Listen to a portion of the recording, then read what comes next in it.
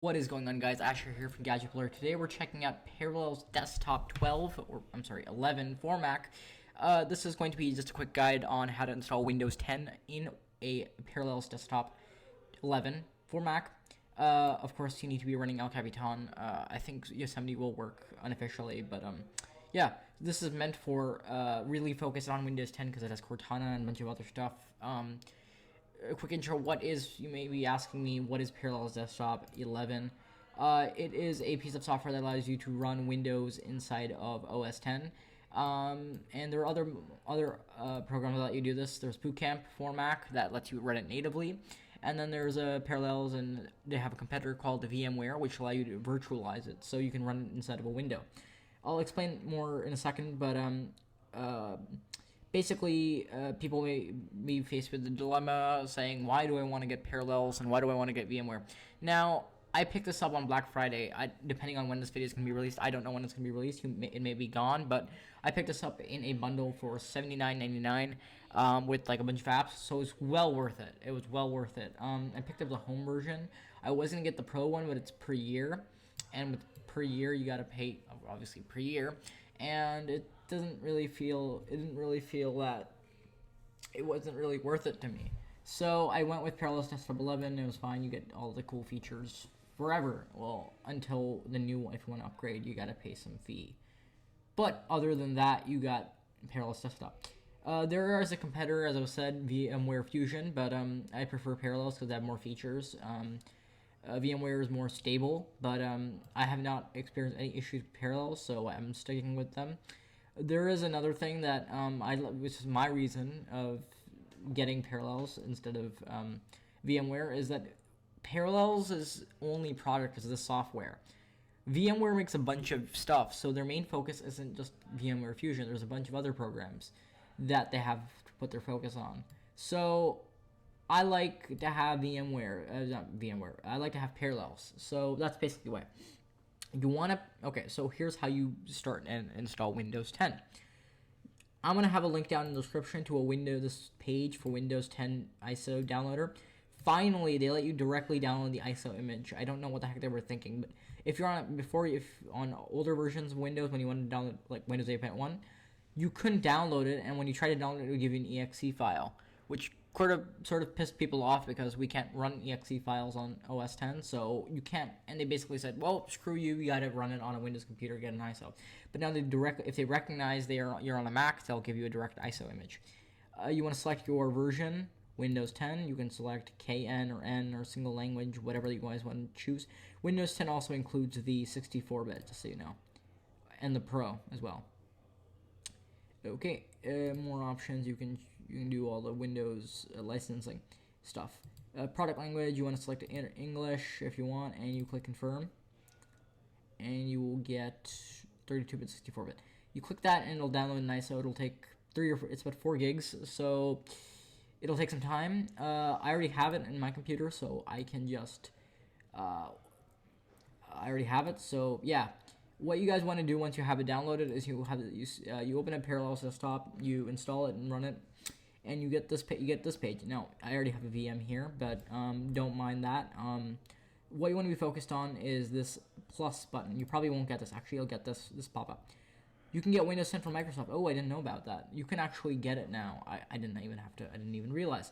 So you don't even have to go through that. You can just go and click this button, and you'll download it directly. I already have the ISO image, so I'll grab that, and you'll have a list full of ISO images. There's Windows 10 right there. I select that and click continue. It'll ask you for a product key. Now, there are a bunch of product keys on the internet. I'll grab one right now. Interesting, it doesn't require a product key. Okay, so I just did some research, and turns out that you don't need a product key, so you can uncheck this. Continue if you have one, then. Now you have two options, productivity and games only. I'm going to be using productivity because I use stuff lately.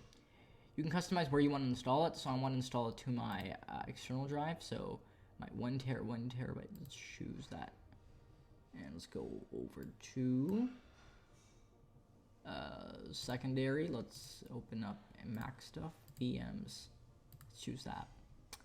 20 gigs, customize settings before installation. I wanted to check that, but you may not want to. Get this pop up before we start. You can choose how much space you want to allocate. I'm going to go over to hardware and bump up the RAM. So I'm going to give it about, I don't know, 6 gigs should be fine. 4 processing, no, 4 terabytes, what the heck am I saying? Graphics, I'm going to bump up the graphics settings because I have 2560 by 1440 monitor. I want to give it like a gig. Yeah, that should be fine. Just change that over. I don't think it's recognizing because this is a Hackintosh, but whatever. Which lessen the hard drive? Because this is the test. Edit. You can change up this if you would like. There must be a better way. Edit. Yeah. I'm gonna bring this down to about 32 gigs. That should be fine. It's gonna be an expanding disk. So what that means is that what the heck happened? It's something called an expanding disk, which means that it will expand. So as you put more files on it, it will automatically expand, but it won't contract. So you have to go back in settings to contract it down to whatever you have. But yeah, so once you've configured it to your liking, you click continue, and it will boot into the installer, and you are now waiting and to install. Now, it's mostly hands-free right now, so I'm just going to speed it up and let it do its thing. I'll let you guys know if anything happens.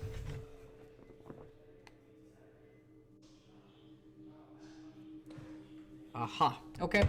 So you get a selection here. You get Windows 10 Pro or Windows 10 Home. I'm going to choose Windows 10 Pro because that's what I want. And it's probably going to prompt me for a product key now. No, it doesn't. Weird. Okay. Now it's going to install Windows. That's all I really need to do.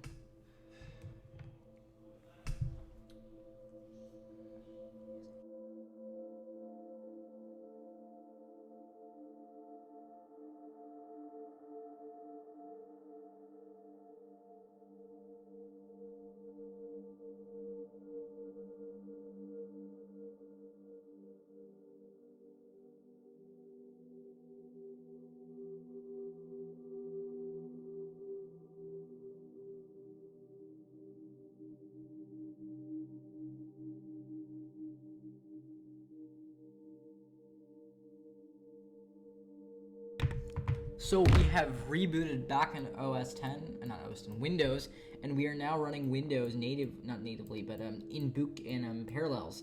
And we can set up Cortana and basically do whatever we want. So if you want to set up Cortana, here's how you do it.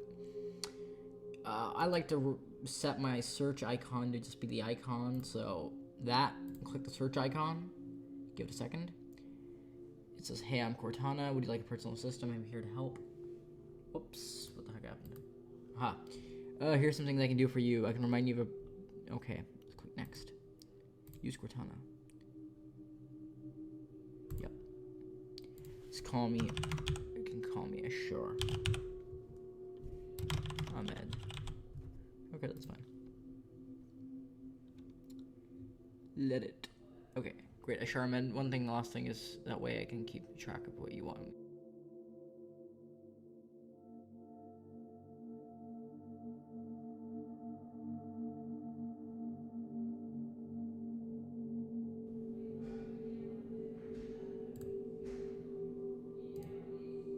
Hey Cortana,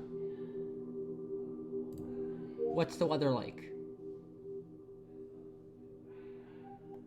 Right now, it's -2 and mostly clear. Ooh. Hey Cortana, if it works.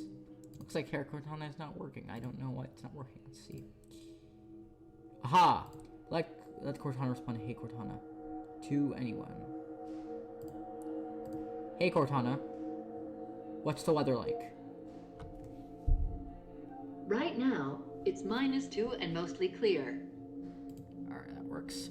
Now, if you want to actually use it on a Mac, what you want to do is you want to exit this mode, exit this full screen mode if you're already in it, and you want to go to Windowed, and actually enter something called Coherence mode. That will let you run it while you're in a Mac. So you're going to put in Coherence, it's going to start Coherence, and it's going to mesh Windows and OS 10. So when you click the icon, you're going to have this. So you can say, hey Cortana, what's the weather like? It's currently -2 and mostly clear. So you can see there, Cortana does respond to our input, and it works quite well. On OS 10, that's all you guys have to do. If you have an exe file, Cortana will run for you. Cortana Windows will run for you. But that's basically it. I guess that's how you install Windows 10 on a Mac. Everything is quite the same as you would normally use it. Your Windows 10 button, your icon here is your start menu, so you go to settings if you want to activate it, and it runs as if you were running it on a Mac or a Windows computer. So I guess that's all there is, guys. Yeah, this is Asher Ahmed from Gadget Blur. You can check us out on Twitter, Facebook, Google+. You guys can check us out on our YouTube channel and gadgetblur.com. All those links will be in the description. And this is Asher for Gadget Blur, signing out.